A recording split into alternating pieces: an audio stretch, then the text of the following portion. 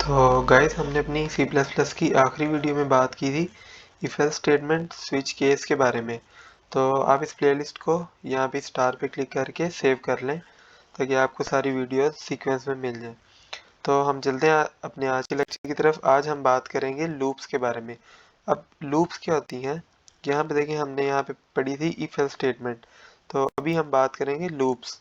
Loops किस जगह पे यूज़ होती है? लूप्स हम यूज़ करते हैं उस वक्त जब हम किसी एक काम को रेपिटेशन में करवाना चाहते हैं। मतलब कि हम एक कंडीशन दे देते हैं कि जब तक ये कंडीशन ट्रू नहीं होती आप यही काम दोबारा दोबारा करते रहो, तो हम उस जगह पे लूप्स को यूज़ करते हैं। तो सबसे पहले मैं आपको बताता हूँ कि C++ में हमारे पास कितनी तरह की लूप्स होती है। हमारे पास C++ में तीन टाइप्स की लूप्स होती हैं। पहली होती है फॉर लूप, उसके बाद वाइल लूप, तीसरी होती है डू वाइल लूप। तो हम इसको why do we use the loop. अच्छा, इसको ना मैं आपको एक एग्जांपल से बताता हूँ। फ़र्ज़ करें कि हम आउटपुट में 1 से लेके 5 तक नंबर शो करवाना चाहते हैं, ठीक है। तो उसके लिए हम नॉर्मली क्या लिखेंगे, सी आउट 1 2 3 4 5, इस तरह से हम लिखेंगे। अब देखें, अगर हम इसको, एक मिनट, ये यहाँ पे एरर आ रहा है 25 पे।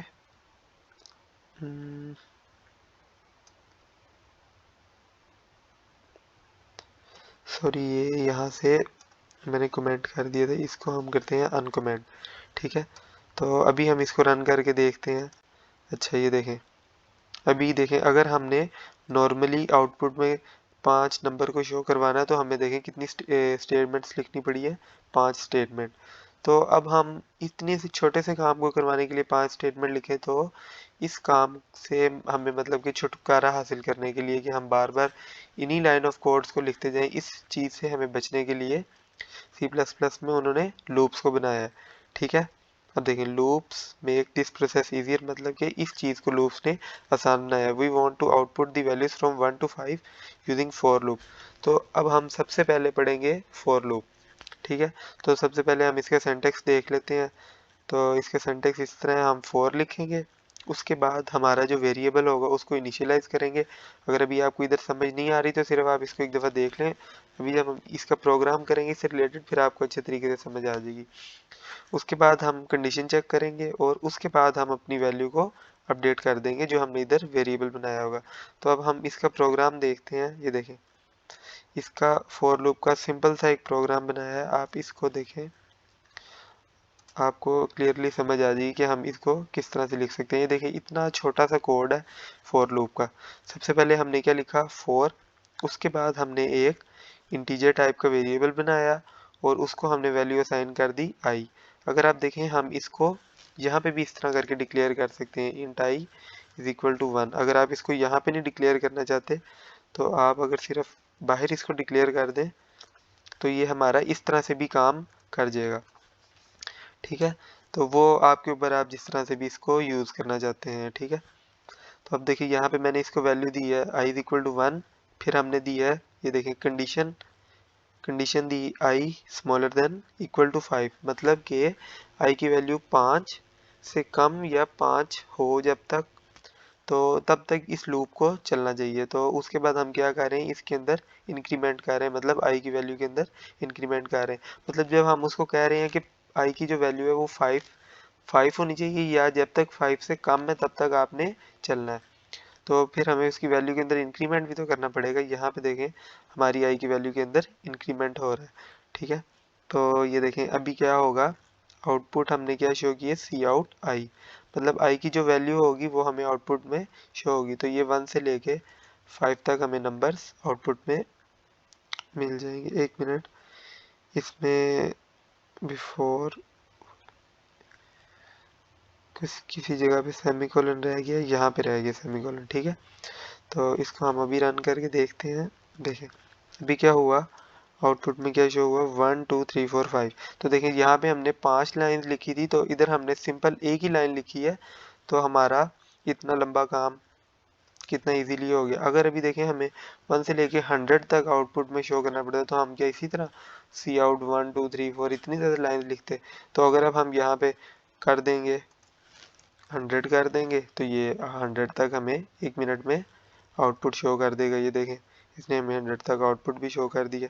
आप इस लूप को यूज़ करके टेबल भी बना सकते हैं, मतलब कि जो हमारा टेबल होता है हम वो भी आउटपुट में शो कर सकते हैं।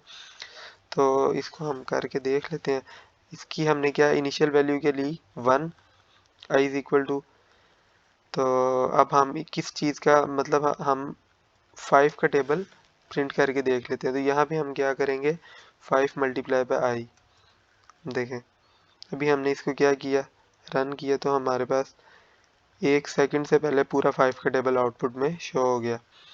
तो ये फ़ायदा होता है हमें फॉर लूप का। ठीक है, इसमें क्या हो रहा है देखिए, सबसे पहले हमने एक वैल्यू ले ली इंट आई और उसको हमने वैल्यू असाइन की 1। तो अब हमें तो पता है कि इस वैल्यू ने 1 से लेके 10 तक आगे जाना ही जाना है। तो हमने उसको क्या किया 5 से आगे मल्टीप्लाई कर दिया। जब वो 5 से मल्टीप्लाई होगा तो आउटपुट में हमें 5 का टेबल ही शो होगा। तो ये होगी हमारी फॉर लूप। इसके बाद हम चलते हैं हमारी अगली लूप की तरफ और वो है वाइल लूप। अब वाइल लूप का सिंटैक्स सबसे पहले हम देखते हैं। सबसे पहले हम वाइल लिखेंगे, उसके बाद हम एक ब्रैकेट लगाएंगे, उसके अंदर हमने जो कंडीशन को चेक करना है हम वो कंडीशन लिखेंगे। उसके बाद हम करली ब्रैकेट के अंदर वो एक्शन जो हमने परफॉर्म करवाना है वो लिखेंगे। ठीक है, ये है अब हमारा प्रोग्राम वाइल लूप के लिए। इसको मैं कमेंट कर लेता हूँ। देखें सबसे पहले हमने एक वेरिएबल बनाया इंटीजर आई, उसकी वैल्यू हमने कर दी 1। उसके बाद हमने क्या कहा जब तक आई की वैल्यू कम है 6 से तो आउटपुट में आई को शो करते जाओ। ये है हमारे वाइल लूप का सिंटैक्स। वाइल लिखना है, उसके बाद ब्रैकेट के अंदर जो कंडीशन हमने चेक करनी है हम वो लिखेंगे और नीचे करली ब्रैकेट्स के अंदर हमने जो चीज़ आउटपुट में शो करनी है हम वो लिखेंगे और उसके बाद हम इसके अंदर एक इंक्रीमेंट करते जाएंगे। क्योंकि अभी देखें ना आई की वैल्यू तो 1 है। अगर मैं इस लाइन को कमेंट कर देता हूँ तो देखें ये क्या होगा, ये तो चलता जाएगा, ये तो इन्फिनिट लूप में चला जाएगा। देखें ये तो चलता जाएगा ना, क्योंकि यहाँ पे भी उसकी वैल्यू चेंज ही नहीं हो रही है आई की वैल्यू तो वही है। आई की वैल्यू तो 1 है, उसके अंदर तो इंक्रीमेंट ही नहीं हो रहा। तो इसको हम करते हैं स्टॉप। अभी अगर मैं इसको कर दूं यहाँ से अनकमेंट तो अब आप देखें ये हमें 5 तक आउटपुट शो कर देगा। 1 2 3 4 5 तक इसने हमें आउटपुट शो कर दिया। तो ये है हमारी बेसिक वाइल लूप। तो इसमें कुछ भी मुश्किल नहीं है, ये बहुत आसान है। उसके बाद अब है हमारी do while loop. Do while loop में और वाइल लूप में क्या फ़र्क है, इन दोनों में सिंपल एक बेसिक सा फ़र्क ये है कि अब जो वाइल लूप है ना उसके अंदर अगर कंडीशन फॉल्स हो जाएगी ना तो वो नहीं चलेगी। लेकिन डू वाइल में क्या होता है अगर बेशक हमारी कंडीशन फॉल्स भी हो जाती है तो इसने एक दफ़ा तो चलना ही चलना है। ठीक है, इसको मैं भी आपको बताता हूँ कि मैं क्या कहना चाह रहा हूँ। सबसे पहले हम इसको करते हैं अनकमेंट। देखिए मैंने क्या किया, मैंने एक वेरिएबल बनाया, उसके बाद मैंने क्या लिखा डू के आगे आपने लगानी करली ब्रैकेट। उसके बाद आपने जो भी फंक्शन परफॉर्म करवाना है वो आपने इसके अंदर लिखना है। ठीक है, अब देखिए मैंने क्या किया, इसको क्लोज किया, उसके बाद वाइल लिखा, वाइल के आगे हमने फिर एक ब्रैकेट लगाई और आई स्मॉलर देन 20 लिखा और उसके बाद ये सेमी कोलन्स जो है इनका आपने ख़ास तौर पे ख्याल रखना है कि कहाँ कहाँ पे लग रहे हैं, वरना आपको एरर फेस करना पड़ेगा।